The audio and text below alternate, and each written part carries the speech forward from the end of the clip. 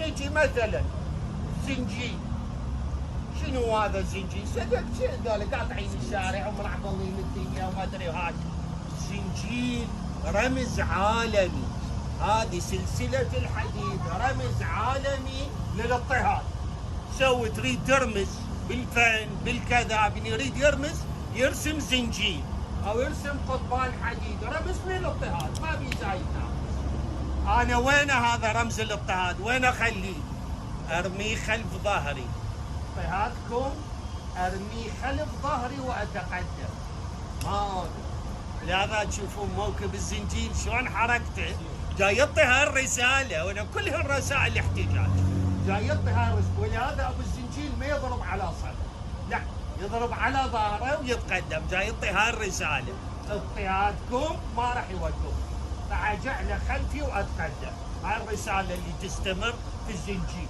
تطبير هذا ايش قد بيه يا حكي زايد ناقص حق تصبير. مرة نحكي بشرعيته، هاي يما راجع له، كل من يرجع مرجع تقليده مو شغلا. اما رمزيته شنو؟ رمزيته شنو؟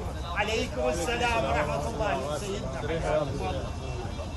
رمزيته واضحة وسهلة وبسيطة جدا. مساكم الله بالخير. مساكم الله بالخير حجي.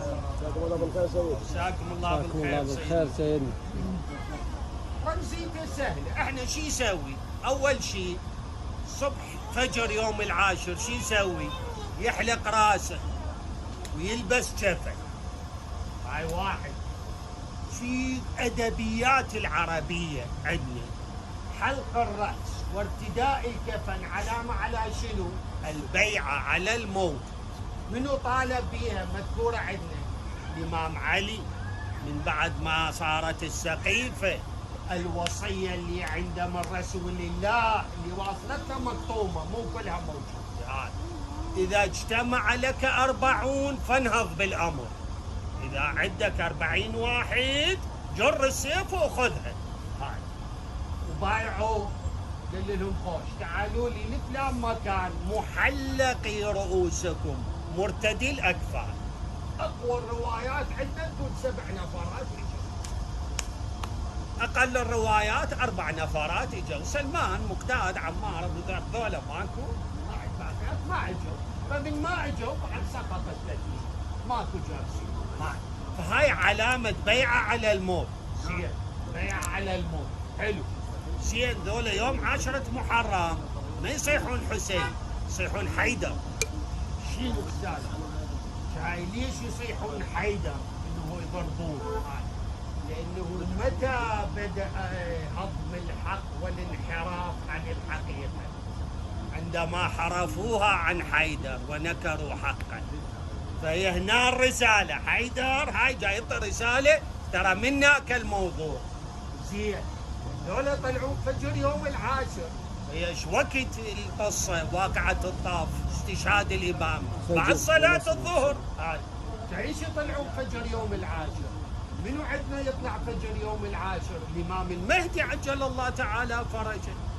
في مكة المكرمة يطلع فجر يوم العاشر يطلع. ولهذا هي البيعة بهذه الصورة بيعة علما للإمام المهدي، وفي مضمونها جاي تعطي رسالة أبايعك بيعة أصحاب الحسين. ما رأيت أصحاب خير من أصحابي. هاي الرسالة اللي تعطي. فلاحظ ايش قد بيها رسائل، وكلهن بيها الرسائل. انت جاي تعطي رسائل بالشعائر. وايا يفتهمون، قد يقول يا بس ربعنا يدرون بهذا الحكي والمشارك بالموقف ما يدري بهذا. ما له علاقة، هذه تبقى. احنا صلاتنا بالمعايير 100%. ما الصلاة اللي يريدها منا رب العالمين؟ لا، بس معناتها يسقط تكليف الصلاة، معناتها الصلاة مو زينة. لا، لازم أصل. كذلك الشعائر ما دامها قائمة فهي كلها جاي تعطي رسائل، قد مو كلهم يعرفون معانيها، قد مو كلش طبيعي، بس هي توصل رسائل. زين، فإذا اجي أنا أقول ابعدونا عن الطقوسية كذا، ليش ما نقعد ما أدري صيغة فلانية، وهاي لا تؤدي إلى قطع الشارع. فيها سلبيات، ممكن أسوي ازدحام بالشارع، ممكن كذا، بس بيها ايجابيات. شو ما حد يحكي بيها. عوفك من الجاب الديني، شيله ضد عشات، خليها يحكي امامنا ما يصرف عليه. بس شير لي وحده من اهم القضايا الانعكاسات، خصوصا احنا بالعراق عندنا هاي انعكاسات الاقتصاديه. احنا عندنا بالعراق مشكله هاي، انه عندنا ازمه سيوله نقديه. الناس لا تثق في المصارف، فالسيوله النقديه مالتهم وين؟ تحت المخده مضمومه، ما يضم بالبنك، ما يأمن بالمصرف. شو وقت تنزل السيوله النقديه عندي محرم للسوق وللشارع وتنزل وتحرك الاسواق، محرم وصفر.